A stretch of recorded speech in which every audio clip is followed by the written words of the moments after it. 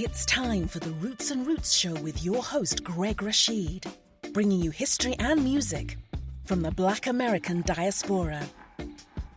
Greg and his guests' goal is to root the show's information in your psyche, providing you the roots to expand knowledge within your community.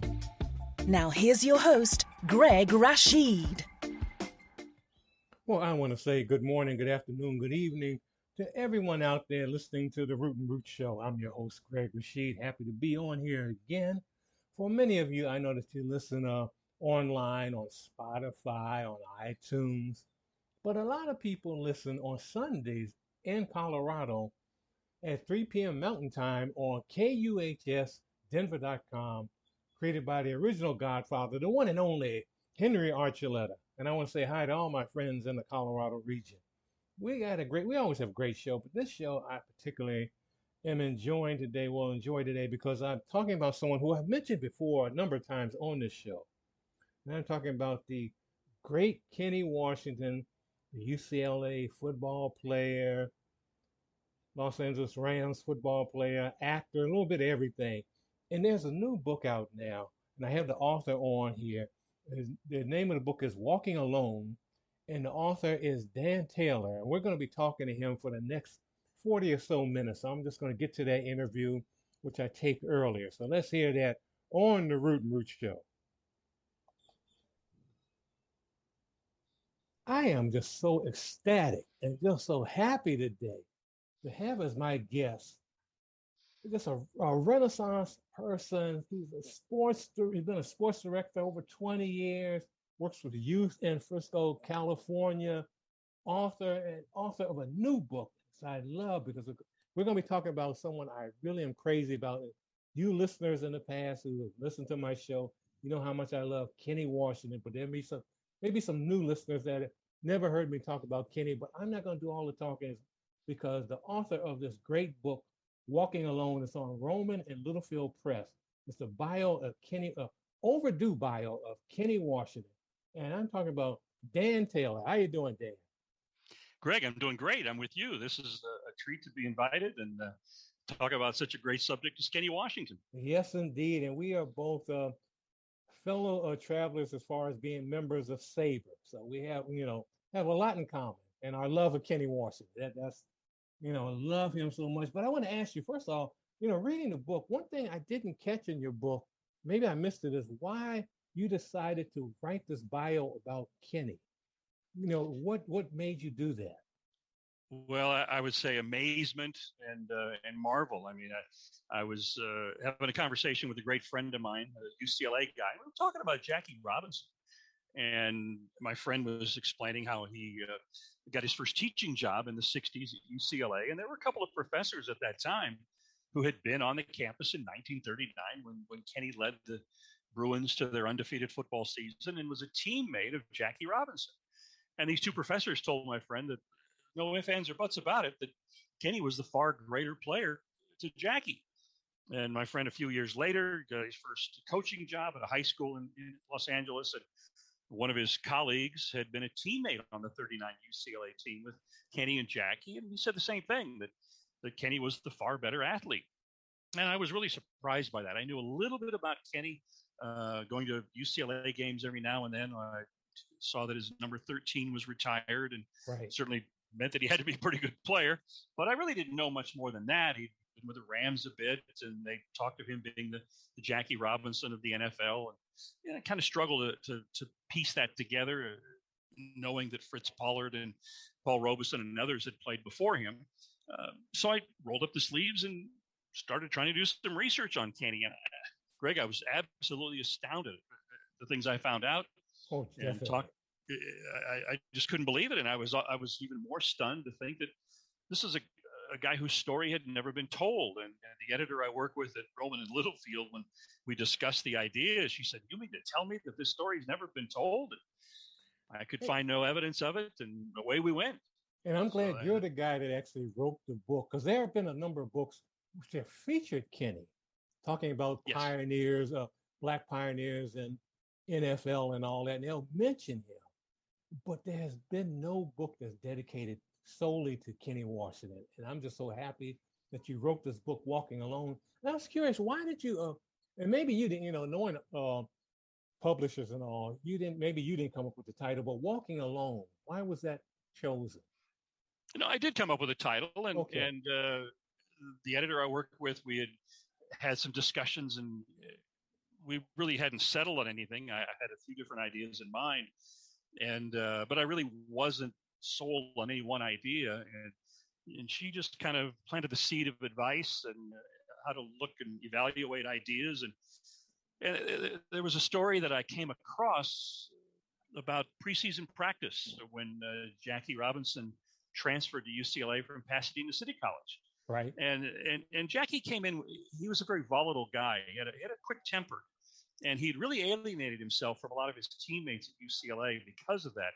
And Kenny became a mentor to him and would take him on these long walks. And one of the things he told me is that if you can't control this temper, you're going to be walking alone.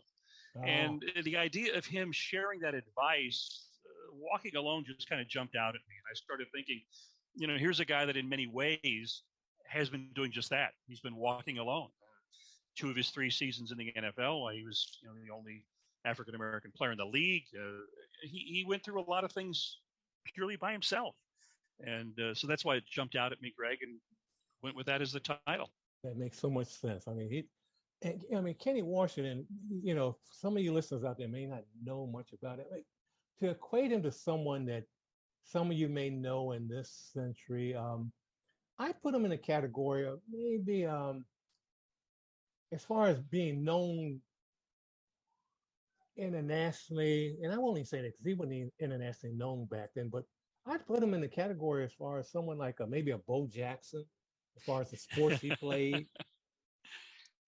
Greg, it's amazing that I think you just proved great minds think alike, at least on your part, because I've tried to explain to people that don't know anything about him, and I've said, think Bo Jackson with John Elway's arm. Yeah, I mean, Kenny Washington could throw a football 100 yards in the air. He had the speed to get around the edge and outrun defensive backs. He had the power to run off tackling over linebackers. He was in addition to being what many Hall of Famers who saw him said was the greatest football player they ever saw, there were a lot of people who said he was an even better baseball player. And there were scouts who said if he had been able to come into big league baseball out of UCLA in 1940, he may have gone down as one of the greatest power hitters in the history of the game. So I really like your choice and suggestion that maybe he mirrors Bo Jackson in many ways, because I felt that way too. Yeah, it definitely. And the thing, I'm always, we're both members of SABR, and sometimes, I get online and talk to some of the folks on there, and I'll mention Kenny Washington, and they know about his football prowess. But when I mention the baseball stuff, they're always stunned, especially when I talk about how he was a much better baseball player than Jackie Robinson at UCLA. And I always talk about the fact that, Kenny Washington hit over 400 in college, and Jackie hit 0.97. It's just amazing. It's just something. It is, and along those lines, it brings back some fun thoughts. A couple of weeks ago, I did a talk to a group. It's a New York Giants Preservation Society, and huge Giants fans and New York Giants historians. And at the end of it, the looks on their faces, they were just very surprised. And a couple of the guys that are huge historians of the old baseball New York Giants were stunned. They had no idea that Kenny Washington spent a spring training in 1950 after retiring from the NFL in camp attempting to make the New York Giants. He played 1 season of baseball at UCLA. He was just his sophomore year, and there were reasons that he only played the 1 season. Hit 404 in league play, was second in the league in batting average, led the league until the last couple of weeks of the season when he got a bad case of the flu. And as you mentioned, Jackie in his lone season in 1940 hit 097. Kenny led the league in home runs, and there were scouts who said that this was a major league shortstop, that he had all that ability, and never got, obviously, that opportunity at a time when his skills were at their sharpest. And we had talked about this earlier, but you got to keep in mind, listeners, if you just, if you really, to get a gauge of Kenny Washington at that era at shortstop, this guy's 6'2", 200 some pounds. And you would think of him like at that time of being like a Alex Rodriguez, Derek Jeter, Cal Ripken type. Because back then, in the 30s, mid 30s to early 40s, shortstops were like they were tiny guys. Pee Wee Reese, Phil Rizzuto, and to have this guy who could also hit home runs at shortstop was incredible. Was amazing. Well, you're right, and scouts really had their mindset on the quick shortstop, like the guys that you've referenced. Kenny played that season at UCLA in 1938, so that was at a point in time where they were looking at the short, quick, good fielding shortstops. It was a little bit later than that when Marty Marion joined the Cardinals, and Marion was 6'3", 6'4", and he really changed the thinking of scouts that a tall guy could play that position successfessually. So Kenny probably, even though Marion was 6'3", I mean he was like what 150. He was, he didn't like have a lot of meat on those bones. Yeah. Right. Where Kenny at UCLA probably played at about 195. When he got with the Rams in 46, he was up to about 220. But still, he was, he was solid, no question. Oh, definitely. But he kind of had baseball in his genes. We're going to talk more about his football prowess, but talk about his father, Edgar. Kenny's dad, Edgar Washington, also known as Blue Washington, it was a nickname that he got as a teenager when he lied about his age, and managed to box professionally in the Los Angeles area. And he was a pretty popular fighter. Rube Foster came through Los Angeles at one time when he had the Chicago American Giants, and Edgar Washington was playing for a local semi-pro team, and Rube Foster was very impressed with him and signed him and took him with him to play for the Chicago American Giants. Kenny kind of ran afoul. Edgar ran afoul of Rube Foster, some of his off-the-field habits. Foster was a real strict disciplinarian, and so his time with the Chicago American Giants wasn't very long. He came back to Los Angeles and resumed his semi-pro career. And then when Rube Foster organized the Negro League, they created a new club, the Kansas City Monarchs, and they signed Edgar Washington, and he was the first baseman on the inaugural Kansas City Monarchs team. Didn't play for them long, maybe about a third of the season. His hitting really fell off, and they were continually bringing in players for tryouts and trying to improve the club. And but no, he was a tremendous athlete, had great skills, and certainly Kenny seemed to gain that great athleticism from his father, even though they didn't have a very good relationship.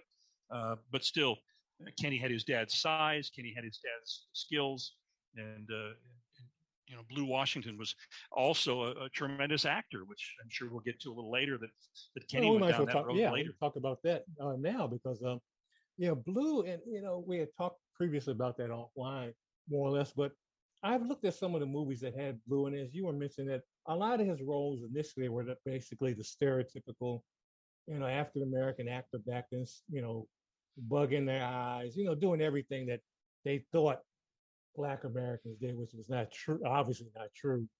But he's in a movie with John Wayne, a Western, called, I think, Haunted Wagons, where he's in a haunted house, and initially they have him doing the stereotypical stuff, but he's the hero of the movie. And it's amazing. And you look at them side by side because you can tell they're trying to make Edgar Blue Washington kind of stoop down so John Wayne can look taller. But in some shots, you can see that he's bigger than John Wayne. And he can handle himself.